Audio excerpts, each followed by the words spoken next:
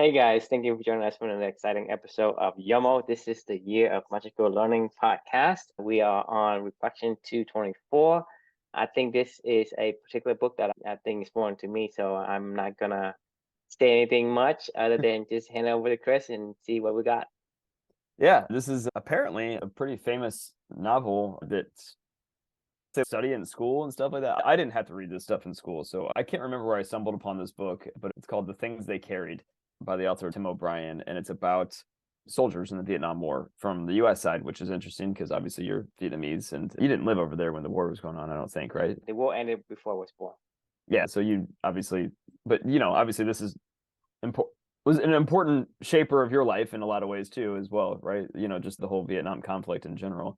From Vietnam War. Right, exactly. So, I mean, it definitely changed a lot of people's lives. And certainly the soldiers that fought in it, it changed their lives as well. This book is about Tim O'Brien, who is a Vietnam veteran. He wrote a memoir about his life, about the war, about post-war, about what he experienced and all the highs and lows of the camaraderie of fighting amongst his brothers, death and killing, and then, what it's like to come back home and try to reincorporate yourself into a different world and all the struggles that go with that. And all the stuff that goes into a lot of these things, right? So it was a pretty famous book. It's called The Things They Carried, and it was about the things that they carried, literally the things they carried, and then kind of metaphorically the things that they carried back with them to the Vietnam conflict. So this is my reflection from this particular book. It was a really good book, by the way. I'm always a little torn on like war books in general, just because it's like, I never want to call it a good book. It's similar to like my book, right? Like I would hope that nobody would ever reach out to me and say, "Oh, that was a great book." Like it's not a great book. It was awful. I mean, it's an awful book. I don't want to tell the story. He didn't want to tell the story. The reflection title is "The Stories Can Save Us," right? My thoughts of what this book made me think about was like stories have literal magical powers, in my opinion, and The Things They Carried was a magical story. For the reader, when you're consuming a book like this, it has the power to change paradigms, to open your mind to different experiences, to put you like in the driver's seat. When you read my book, right? I know you've mentioned many times, you're like, I felt like I was right there with you. I mean, this is very similar. I felt like I was right there with Tim and his platoon and the Alpha Company, the people that he was there with, and going through what they were going through. I could visually see what he was talking about and how he was describing their life and what they were going through. And it really helped to open my eyes and change my paradigms as to like, hey, this is his life. This is what he was going through. This is what he's experiencing. This is putting me right in the front seat of all that action and understanding the stuff that was going on in his brain and being able to share that to me. And honestly, I'll never, ever, get over the fact of how powerful words and stories are that be able to transport me from my attic upstairs, quiet in my home, and having some words on a piece of paper transport me to another land, another place, another time, something that's incredibly powerful and I think very uniquely human. And yeah, I mean, there's something just incredibly powerful about that. For me, one of the visuals that I got that I can maybe leave with you, he described a firefight after like, like he, like got into like a gun battle or something like that, a heated gun battle with exchange. He described it as like, you'll never feel more panic than that moment than in your life. But after everything calms down and you realize that you survived, he was like, the world around you never seems so great. The sky looks so clear. You appreciate all the nature around you. You take in all the little things as if they were being experienced for the first time. And he was like, there's something weirdly powerful about just stripping yourself down to going, oh shit, I'm still here. Like I get to look around and see all the beauty of the world, and taking in that moment. And like it's just such a crazy extreme to go from literally almost dying in a firefight with somebody and maybe killing somebody else, and then going, oh man, I really appreciate my life and value my life, and like this is pretty powerful. It's just crazy dichotomies of experiences that can happen simultaneously for soldiers. I mean, and these are things that I would never know, right? I've never been in that environment, and his stories were able to help me to change my paradigms to be able to see what he was seeing, right? Now flip it around though, because this story wasn't really for, these stories are never really for the readers. That's a byproduct, in my opinion, of us giving us the paradigms. It's always for the writer most of the time. And stories, and when we write these kinds of stories, they have the power to heal. And for that, I know all too well, right? So while I don't know what Tim went through, like I do know what I went through. And, for me, writing, this is why I wrote, because like, I've talked to you about this before, but like, this is legit, like, very, very serious. As time goes on further and further, it's been a little over 3 years now since Amelia was born. We're coming up on the anniversary of her 3-year death in less than a month. As time goes on further and further, it's only been 3 years, right? Like that's not that long, but I struggled to remember what it was like to be in that room with her. I struggled to remember what she looked like. I struggled to remember how it felt like holding her hand. I struggled to remember all the pain that she was in and feel that again. I struggled to remember those last few days with her and the last few hours with her when she was taking her last few breaths with my wife in her arms. And that sucks. Like that's why I started writing, because I didn't want to forget these things. And these were the stories that I was able to tell myself and to share those stories so I could help myself process it and help myself document it, help myself remember, honestly, because I don't want to forget. But at the same time, like if I forgot all the great things, like, kangarooing with my daughter, or the days when it was just nice and peaceful and calm, I was sitting right next to her, and and just being in her presence and hearing her breathe, and and all the kind of more normalish things you do as a parent, like, I mean, all if I didn't write that stuff, I would forget those feelings, and that would be tragic. Honestly, I want to remember. I write to remember myself, and I write to help myself process. But there's a secondary reason why I write as well. I write to change the narrative as well, because if I didn't process these things and I didn't share these stories, I could lose my memory. And then what will remains is pretty much just all going to be painful for the most part. How did it feel to see the sky after a firefight? You retain the pain, you retain all of the crap, that, and if that was the only memory that I have of my daughter, that would be the absolute worst thing that I could ever imagine in my life. So I also write to change the narrative. And through this whole story, the Year of Magical Learning, through the original book that I wrote, I Can't Imagine, through all the stuff that you and I do, through Clubany, through all these things, right? Like, this is how I am able to reshape the narrative with my daughter and the life that we're living together today. Because I tell you this all the time, like, if I was talking to a friend the other day, and she, had read my book, and she was like, I always want to ask you about Amelia. She was like, I think about Amelia all the time, and she's like, I never know when we're together, like, having a drink or whatever, how to bring her up, and she was like, what do I ask you about? And I go, just ask me what we did today, because, like, this she's here in this conversation right now. Like, I wouldn't be doing this with you if this wasn't a part of my purpose and living for two with her, right? Like, ask us how our run was this morning. Ask us how, our reflection that we wrote, like, what did we learn today? Like, what did we learn in our, our new book that we started today, or whatever? Like, ask us what our day's been like, because we're doing Right. it I together. mean, you ask your friend, hey, how was your day? I mean, you probably can ask Amelia how was her day? Just the same Exactly. as, because when you read a book, you know that you're living for two, so you're carrying two lives, and Right. so you approach as if you are her, and she is you.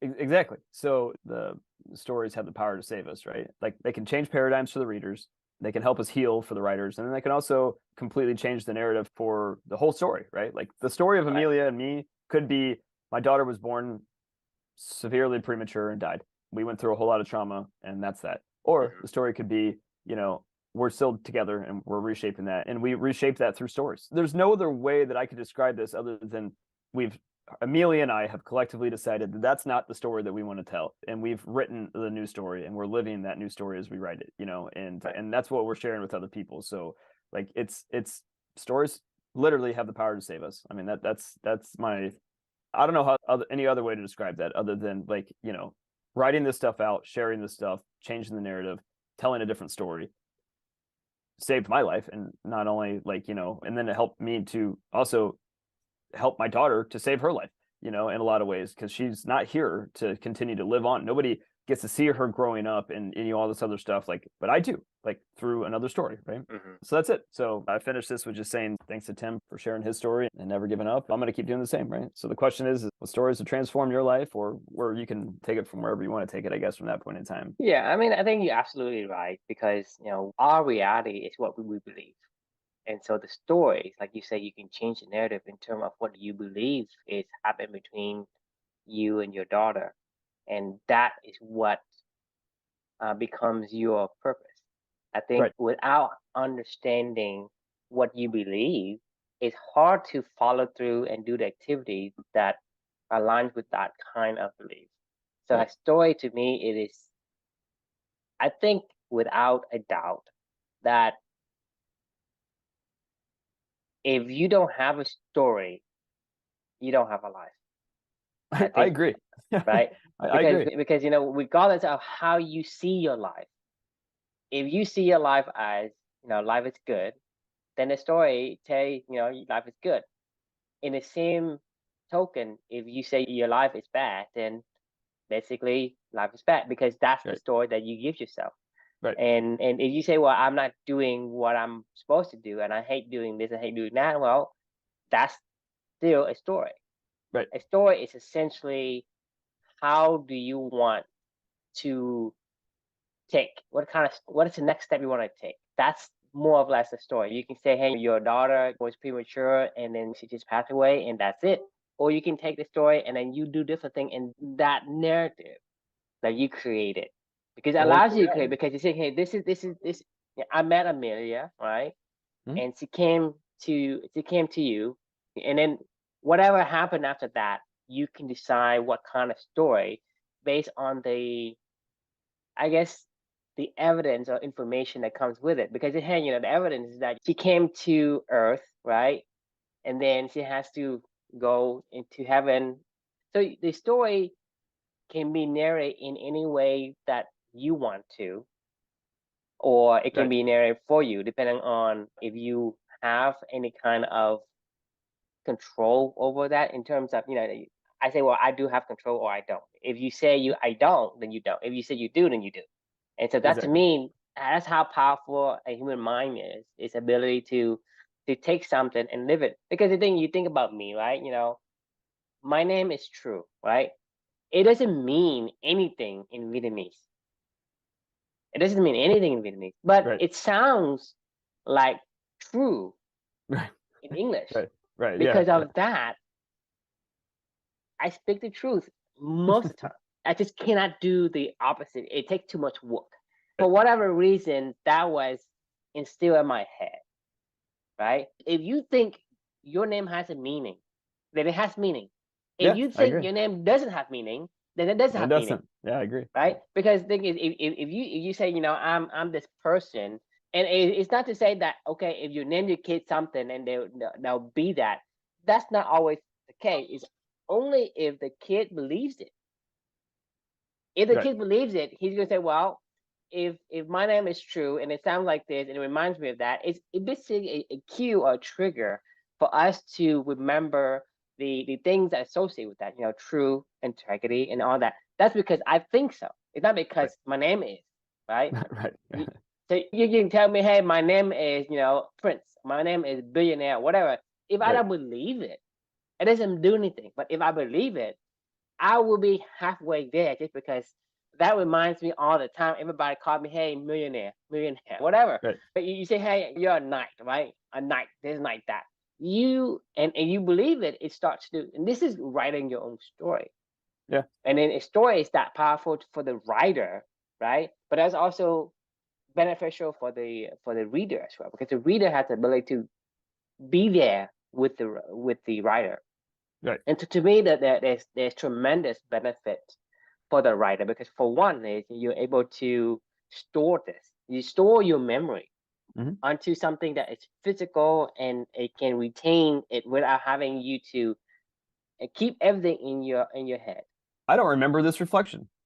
And no joke. I mean, like almost every night when we read these things, I have to go reread them myself because I'm like, oh, oh, okay, yeah, I remember.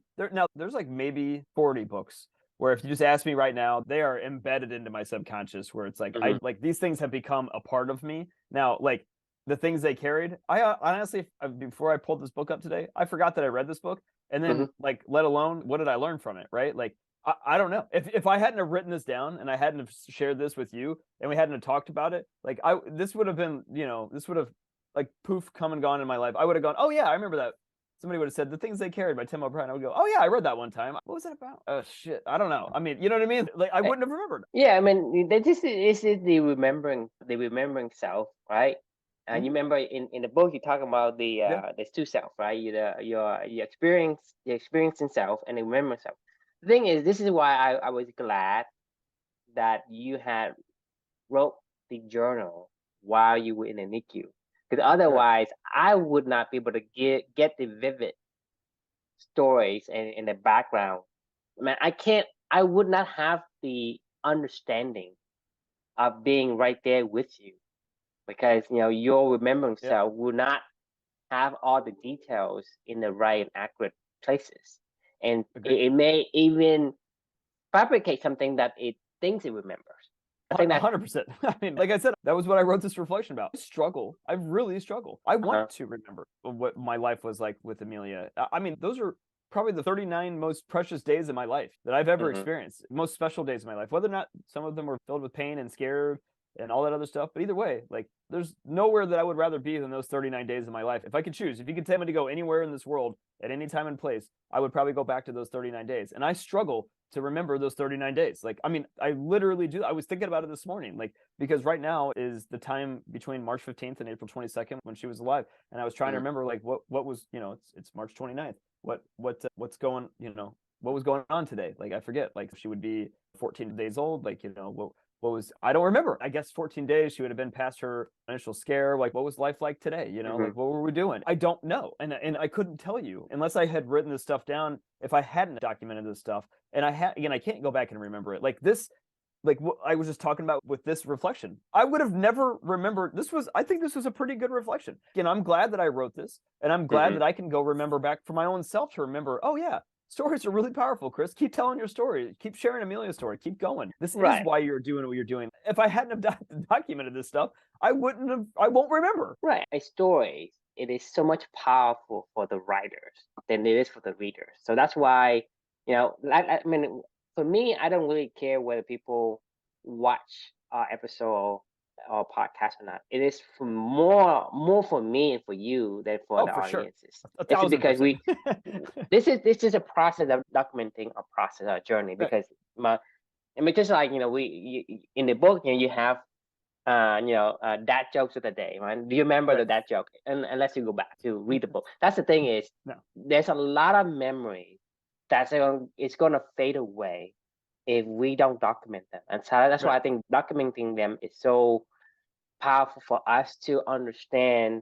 where we came from and go back to the places where we have been before, and recollect all of the evidence and experience the past as if we can transport in a time machine, go back to that time. But if you don't, then a lot of times the memory fades and it's lost forever, and those precious memory can never ever be recovered. Yeah, I mean, 1000%. Like I'm so glad that we took the time to do this as well, because we're going to continue to do this stuff. Do you remember when we first started the core values quest? I guess that was like October of 2020. Was that when we did that first? Yeah, like November 2020. With the first with Blake guinea pig. I think that was like November. I want to say maybe like November. It's probably in the fall of 2020. Right. Because you and I started doing the business, Sportly business. I think it was July. And then we transformed that somewhere in October or November. Right. I think, Blake was our first experiment. Exactly. Well, I don't know if you remember back to this when we were having discussions around, as I was writing the book, and we were talking through a lot of these things, and we were trying to say, like, how do we explain to somebody what Clubany is? Like somebody that finishes the quest. And we were struggling with this for a while. We're like, how do we get the origins, the ideas, the things that we're working on and we're thinking through to share with them and to give them that kind of a baseline to understand, like, what does this mean? And we thought, well, you can have some catchy slogans, you could have a website, you could have whatever, but the truth of the matter is there's so much more to this than just a website or whatever. And we originally, our original idea was to say, like, well, I guess anybody that joins Clubany goes through the quest, the core values quest right out the gate, give them my book when it's done. That'll be step one. Read my book and you'll be able to understand a lot of where all this came from. You'll understand about Amelia, some of the origins of Clubany and where a lot of the stuff came from and some of these initial concepts and how you came along. All that stuff is in that story, right? So in a way, you could kind of get it. But then we were both like, well, that doesn't really explain. I mean, it's an important part of the whole entire conversation, obviously, but it's not really Clubany, right? Like Clubany was a piece of that went into right, that. because so the thing is, it's a different story. Because Clubany is a different story. Your book is your and Amelia's story. So in order I can understand you and Amelia's and Living for Two, because I can read the book and that tells a story. To me, this is the difference between a story and not a story, right? Anything that's not a story, regardless of if you give the right information, a story basically context. In a way, it's context, because a story allows the writer to take the reader into their world. Right. Okay.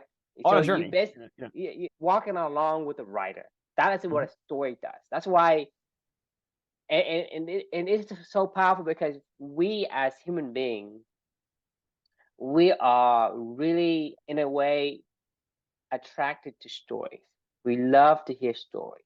It's how we think. It's how we Right. remember Yeah. as well. Right. Yeah, exactly. Stories how we remember in the past. If you are going to, pass down any kind of, I guess, lessons, concepts, or whatever, you tell a story. You don't say, hey, the silver rule, the golden rule, or whatever. You Right. tell a story because Right. you tell me, hey, the golden rule or eat the frog, whatever. I don't remember. have no idea what it means. But with Right. the context Yeah. is what a story Right. is. Because the story Exactly. is saying, this guy does this, blah, blah, blah. You tell a story that illustrates the concept. You don't actually tell the concept. So before the advent of writing, how histories and how people say, well, you shouldn't be out at night or go alone in the safari African jungle with a lion eat It's you, always right? just a spoken You word. It was just a story through a spoken word that was passed down from people to people. I mean, that's basically what the Bible is. That's basically exactly. what mythology is. I mean, like that's It's always a concept, right. but it's illustrating the story because we, as human beings, only remember stories. So Right. story is essentially a memory storage, right? It's a memory palace. Right. It's and that's why I think anyone who doesn't have stories or story that doesn't change them, I think they don't understand what story is. Story is just memories, right? Because Right. I mean, you tell kids about the stranger danger, right? I mean, even if you say stranger danger or make any kind of alliterations or and buzzword or whatever, kids have no idea. But you tell a story and everybody knows a story about the boogeyman or whatever, Mhm. they understand and say, well, stay away the boogeyman. That's the moral of the story. I mean, every story has a moral. Every story has a lesson.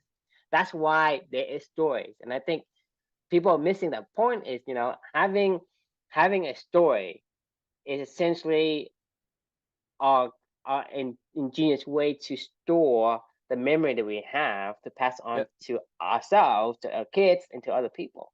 Because we can't remember this shit. Like I can't remember everything about the things they carried and what Tim O'Brien went into and described in this book. I can't remember that. I don't have to. As a matter of fact, like writing for me is a way for me to purge and to keep focusing Mm-hmm. on learning new stuff because I can't fucking remember all this stuff. If I had this still sitting in my head, I would be like, oh, the things they carried, what was that about? And like, what did he talk about? Oh, what was I write this stuff down so I can remember, the key learnings that I wanted to take out of this. And I have like my notes and stuff like that. Yeah, I can go back and look at my notes, but like that doesn't really give me a story. Those are just notes. You're just capturing like, a quick little like, one liner or something like that. There's no additional context behind That's why I think that anyone who want to take notes need to write a story Right, exactly. about paint a Exactly. picture.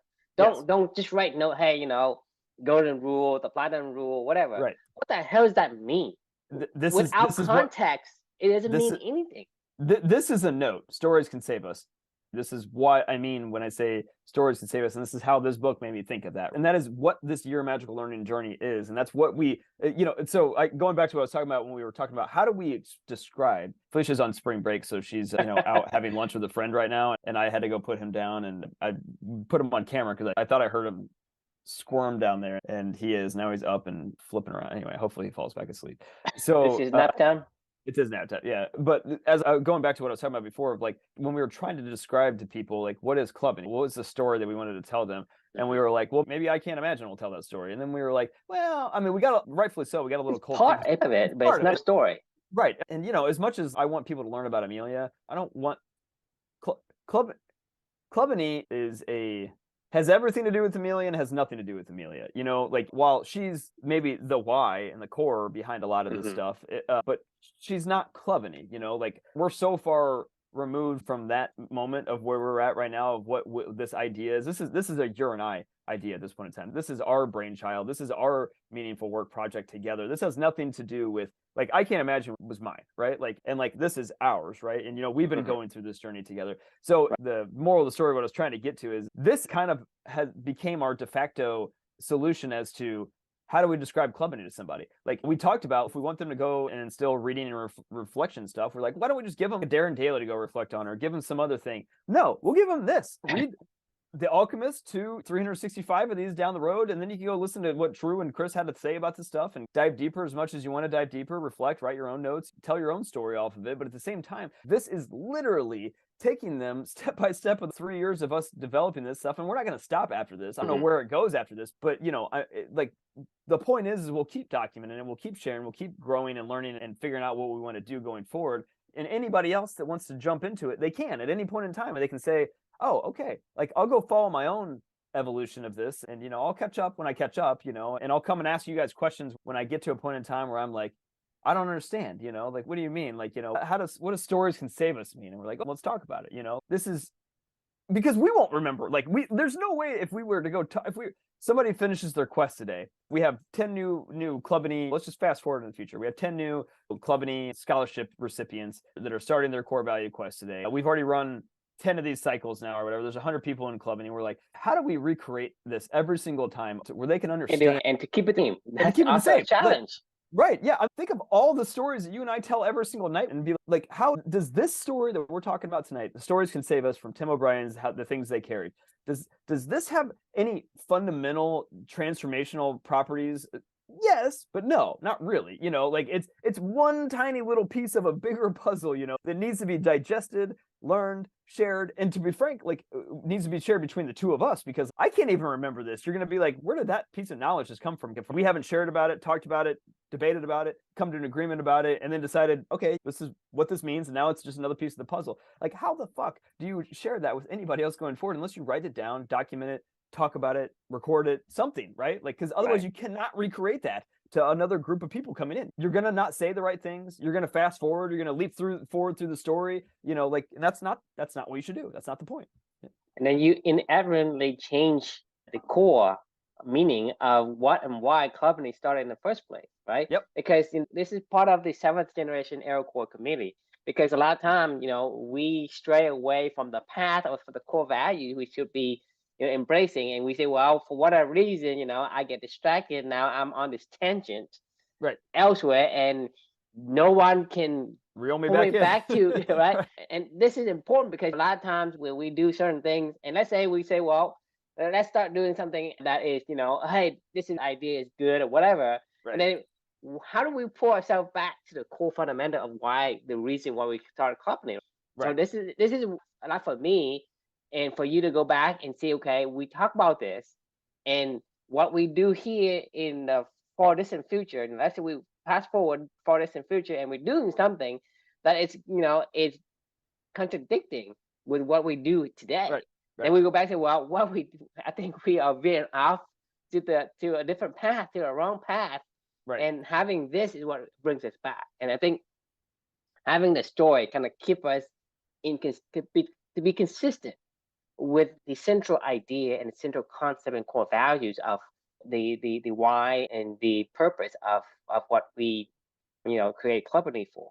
And I think it's important. Otherwise, it could turn into something that we have no control over, because over time we get inch further and further, just like you and I on a boat, and we drift, right? We drift on in the ocean to who knows where, and we have no idea why we get there. So having the ability to say, hey, there is an anchor, there's a lighthouse somewhere that we can always reference to, and know exactly how we can drift from the one place to the next and go back to it. What do you think the Bible is? I mean, like, legitimately, what do you think the Bible is? Like, it's a collection of stories.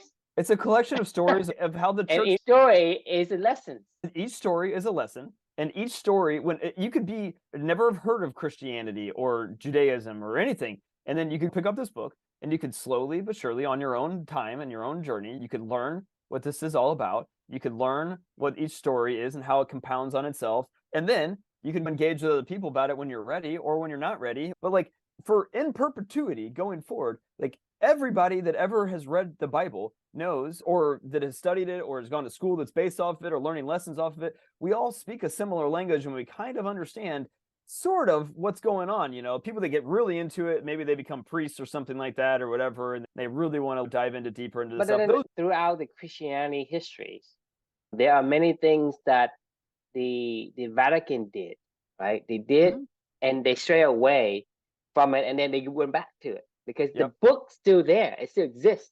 And so a lot of things they did in the past, like, whether we do it on a crusade or doing, or when we're on a mission, they tell certain people not to do this, not to do that, right? And they make rules to forbid or to allow certain things.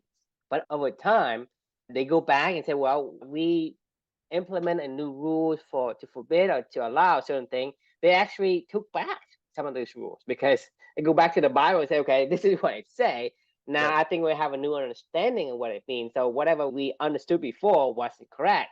Now we move back because if you didn't have the book, right, and you have created new rule based on some, you know, I guess on a surface understanding of what it is, and you build rules into it, you actually move yourself away from the core. And then without Yep. the book, you're going to continue to move away. It's Drift. going to Like, I mean, drift. it's like this is happening a little bit with my new Clubany light recruits that are coming in.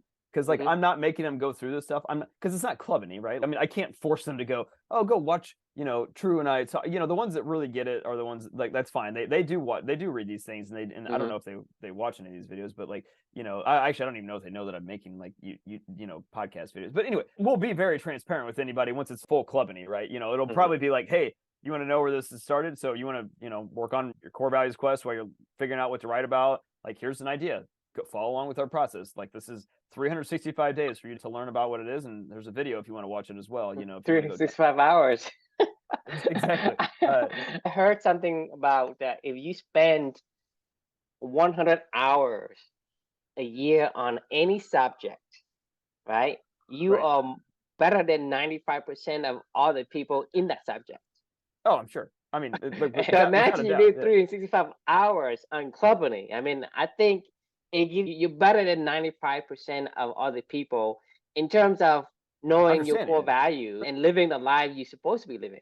Yeah, for sure. So, like, but to your point earlier of the drift, like, because I'm not making somebody go through a documented process. When I Hmm. first had my first Clubany Light group, that when I took over this role, passionately told them the story of Clubany, basically, without saying Clubany, but I was like, this Right, is about Amelia. This is about how that shaped this, how this shaped this, how this did right. this, how that, and I told them all that stuff, right? And I spent a painstaking amount of time to describe that to them so that they understood what the origins of this were, even though they didn't know necessarily what it was, like what the origins of all this stuff was and why we were going to be doing what we were doing going forward. Now, with the new people that I inherited into this whole entire thing, it's now more of a this is just what we do and Hmm. follow along with the other people. And I'll slowly reveal stuff over time. But I know that I haven't done a good enough job of spending the time because it's exhausting. Like, it is exhausting trying to explain all of this to somebody. You know what I mean? This is what we talked about yesterday about fractal, right? You should not Right, be explaining to every single recruit. You're supposed to only, your first layer, the first class, right? right. You explain to the first class. Then the class you explain to will have a class of their own. Mhm. I mean, that's the way it should be. Because Exactly. otherwise, if you have hundreds and thousands, even millions of people, you can't explain to everybody, regardless if you make videos or No, whatnot. no, not at all. That's the funny thing about Christianity or whatever. Like, you can't just walk in for somebody to understand the faith of Christianity at the level of a priest, or Catholicism at the level of a priest. It would take them a college education, years and years of practice, years and years. Like, it's like Buddhism, right? You can't just walk into a Buddhist temple and say like, "Oh, I'm a Buddhist." They're like, "No, no, no." That's cute, but you got a long way to go. But for them to be able to describe that to anybody and to take you on that journey, that is an insane amount of time. I mean, think about the time that you and I are putting into us even figuring out what Clubany is and blazing the original trail for and leaving the crumbs going. We like you said, we put in, on a daily basis, reading, We writing, doing and this for this, like, almost it's three like 3 4 years, hours a right? day, I mean, yeah. and we meet every day for an hour. That's not including the activity we do on our own, which is reading, writing, exercise, Right. and all that. But that's the thing is we spend 3 years of at least an hour, Oh, I like mean, it's 3 hours a day. I mean, at least. I 3 hours mean, a day, right? yeah, like it's like at least for me. I mean, in between reading, writing, this, and all the other living for two, no, but just other living my values. I mean, like, I'm not even counting that stuff. I'm just talking about the basis of the ideas and fundamental principles of Clubany. It's at least an hour. It's at least 3 hours a day. Right.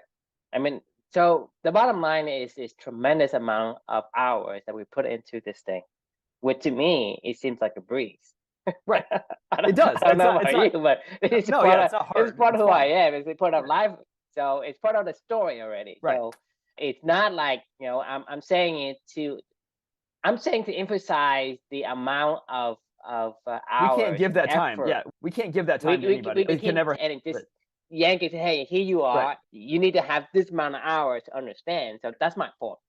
No, you're totally right. And not only that, like if we weren't doing this, like if we tried to go take thousands and thousands of hours in our collective being and understanding the language that we speak and tried to give it to somebody else just by spoken word, if we did accomplish that, like I think we could, but I think if we did accomplish that, it is going to be so incredibly involved, time consuming, and so unscalable. And not that scalability is the key, but like, I mean, it's just not possible to replicate it. There's probably only a few stories that people remember from ancient humanity, right? Like, because it was so hard to continue to learn it, pass it down, store it. So the stories just don't survive, right? But like now we have that's why writing is so powerful. Like you can share that story and document it. Like now we even have new things of like video and YouTube and the internet and whatever else we want to document and store the stuff on. But we can help other people at scale now. And so we just continue to do what we do best. We beaver and We document. That's all we do. I don't mind if people watches it, and I don't. Mhm. But that's This the is for thing is us. Yeah.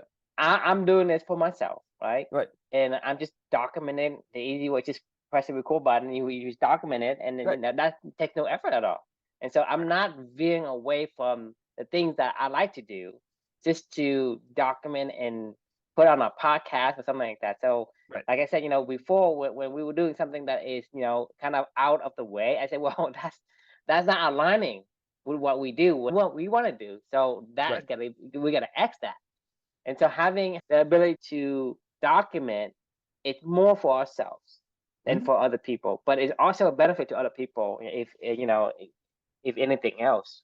It's a trail. It's like if you climbed Mount Everest and then you just never documented what you did, how could anybody ever repeat that? They would maybe try, but they would go up a different path and maybe they Yep. die, maybe they don't, but there's no way they will ever take the same path. And I'm not saying you have to take the same path as us, but we can certainly do our part to illuminate a path forward if you want to take that path forward. But I we're mean, not. there's multitude ways you can take the path, right? You can, just like take like all the other paths you take on the mountain, right? You go so well, one, you're to the left is going to this route, go to the right, go to that. You can take some of the same route and then veer up to a different route, along the way. And so you can pick and choose the path, the collective path that you have. But Right. some of the paths has already been labeled for you. Hey, go to the left is, off the cliff, go to the right. So, Yeah. whatever. So having Why the not learn ability from to others, take segments and sections of each of these paths and make your own. Exactly. Yeah. I'm glad. The more and more that we do this, the more and more I, I'm almost getting more sad because I'm like, shit, we're already at 224. I can't even honestly, I can't believe that we're at 224 of these, and I don't mean that in like like I didn't think we could do it. I'm just like, I didn't even realize we were at 224. And I'm like, holy shit, we're already at 224. There's only 140 left. And I'm like, what are we going to do then? Because it's fun and we enjoy it and we're learning together and we're growing and all this other stuff. And I'm at 353 with my journey. And I know I'm not going to ever stop doing this. I'll probably pull back a little bit on it of like only when I really have a profound thought that I want to document and share versus like, did I really need to write the stories can save us from the things they carried? Probably not. I liked this book and I probably would have wanted to write this reflection. But from the one we did last night with the brief history of time, I wouldn't have written a reflection off that. My notes are fine with that one. I didn't understand it anyway. I was making something up just for a creative writing exercise. If I'm going to use my creative writing exercise, I'm going to go do something completely different creative writing wise.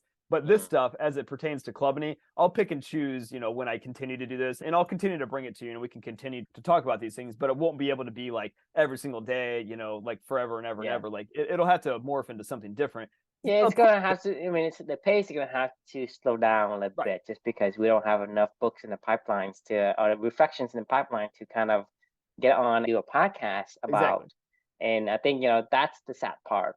But even the Bible is it has a beginning, has an end. It doesn't goes on forever because eventually, because if we talk about all of the things that is related to company, we understand what company is about. I think that is what the mission of documentation is about.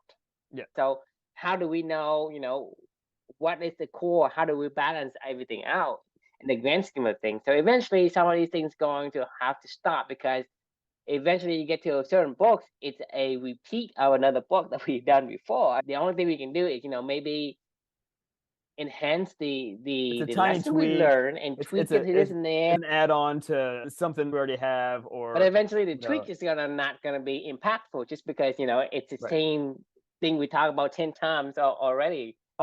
Yeah, I mean, how many times have we said a beaver must stand? But no, so I did Talking to Strangers and Blink, two Malcolm Gladwell books in the past 2 days. Mm. Like, this was about your, slow down time for your elephant's greatest tricks, right? You know what that means, but we already know what that means. Like, and like I already read, like the fact that I read Blink and Talking to Strangers, I've read Blink and Talking to Strangers now 10 different times. This is not a new concept to me at all. I learned some fun, interesting enhancements onto it. The concept of Blink, is not new to me. The concept of talking to strangers and implicit bias, and we've talked about this shit already a million different times. We've talked about the power of our elephants, thinking fast and slow, nudge, all these things, right? It's like we can't go any further on that neural path, very Right. much for Once the elephant has mastered the concept, they don't want to. There's nothing for us to add to that more masterful. Right. We want novelty. We want new things that'll completely shake, a whole new paradigm out of us. And we're like, oh shit, I didn't see that, like for me, like we've already seen a lot of the stuff that I'm writing about. And I still love writing about this stuff. Don't get me wrong. Mhm. But like I said, I will be very much more selective in the future as to what I write about. It won't just be every book that I read. I mean, like I'll take notes on them. Don't get me wrong. Like I'll still take notes and I'll still refer back to if I want to remember, oh, what was that cool psychology study from Blink, about Dr. John Gottman and how he can predict divorces within like 10 minutes of observing somebody. Like I might refer back to that, but I don't need to that doesn't enhance any club stuff. Right. And a note is fine for that. It does not need to be this story that we tell and we're continuing to shape the narrative around clubbing. I agree with you. I think we'll slow down. We'll find something else. As long as you have the clubbing activity, the core values, and I guess the beavering on purpose will always happen. Yep, exactly. I have to ask respectfully to go. Luca is still dancing in his crib right now, and I need to go put him back down to sleep before my wife gets home. And it's like, what the fuck? I can't even leave here for 5 minutes to go hang out with my friend for a lunch while I'm on spring break. And you're gonna be like, no, I was talking. Yeah, you should not leave me again. Exactly. All right, man. Well, that was fun. Thanks for the midday fun. That was a good discussion. Any final thoughts before we jump? Yes, I think the stories. Everybody has a story, and stories are not just for fantasies anymore, because in real life, story does affect who you are and does influence who you become. They transform your life. I mean, in a lot of ways, if you leverage them the right way. So the question we can leave for everybody else is, what stories have transformed your life? Thanks for joining, and we will see you all tomorrow. Sounds good.